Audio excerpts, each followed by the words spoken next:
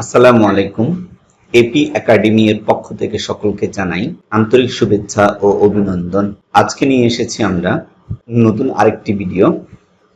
এই ভিডিওতে আমরা শিখব কিভাবে আপনি যদি কোনো একটা ডকুমেন্টস, অপ্রয়োজনীয় একটা ডকুমেন্টস কোনো কারণে যদি ভুলে আপনি প্রিন্ট দেন, তাহলে ওই প্রিন্ট যদি চান যে না এটা প্রিন্ট না হোক, তাহলে ওই প্রিন্টকৃত যেটা আপনি প্রিন্ট করতে দিয়েছেন অপ্রয়োজনীয় কোনো ডকুমেন্টস, তাহলে সেটি কিভাবে আপনি ক্যান্সেল করবেন। তাহলে চলুন আমরা কিভাবে প্রিন্ট দেওয়া কমান্ডকে কিভাবে ক্যান্সেল করতে হয় এই বিষয় সম্পর্কে আমরা জানি।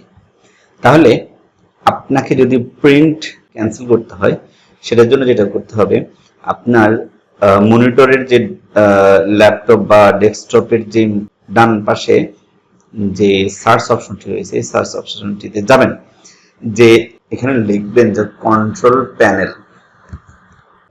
প্যানেল সার্চ দেওয়ার পরে কন্ট্রোল প্যানেল চলে এসেছে। আমি কন্ট্রোল প্যানেল হচ্ছে যে ক্লিক করলাম। ক্লিক করার পরে এখানে আপনাকে কয়েকটা অপশন দেখাবে। সেটা হচ্ছে security, system and security, network, internet, hardware and sound. আপনি যদি কমান্ডকৃত প্রিন্ট, যেটা আপনি প্রিন্ট হোক সেটা চান না, এটা ক্যান্সেল করতে হবে। আপনি ক্যান্সেল যদি করতে চান সেক্ষেত্রে আপনাকে হার্ডওয়্যার অ্যান্ড সাউন্ড আপনাকে ক্লিক করতে হবে। আমি ক্লিক করলাম। ক্লিক করার পরে একদম উপরের যে অপশনটি সেটা হচ্ছে যে ডিভাইসেস অ্যান্ড প্রিন্টার্স, এই ডিভাইসেস অ্যান্ড প্রিন্টার্স আপনি ক্লিক করবেন। ক্লিক করার পরে এখন আপনি কোন প্রিন্টারে হচ্ছে যে আপনার ভুল যে প্রিন্টটা দিয়েছেন, ওই প্রিন্টটা কোন প্রিন্টারে আছে সেটা আপনাকে জানতে হবে, যে আপনার কোন প্রিন্টারে আপনি প্রিন্ট দিয়েছেন। তো আমার এখানে আমি অনেকগুলো প্রিন্টারে হচ্ছে যে প্রিন্ট দিয়েছিলাম, এই জন্য অনেকগুলো প্রিন্টার আমার এখানে শো করছে, কিন্তু আমি জানি যে এখানকার কোন প্রিন্টারটা হচ্ছে যে আমার ভুল প্রিন্ট কমান্ডটা হয়েছে। তাহলে এই যে এই প্রিন্টারটা হচ্ছে যে আমি ভুল কমান্ড প্রিন্ট দিয়েছি, এটাতে ডাবল ক্লিক করব। ডাবল ক্লিক করার পরে দেখুন এই যে নিচে একটা কথা লেখা আছে যে প্রিন্টার অ্যাকশন। এই প্রিন্টার অ্যাকশনের নিচে লেখা আছে যে সি হোয়াটস প্রিন্টিং। এই সি হোয়াটস প্রিন্টিং এ হচ্ছে যে আপনি ক্লিক করবেন।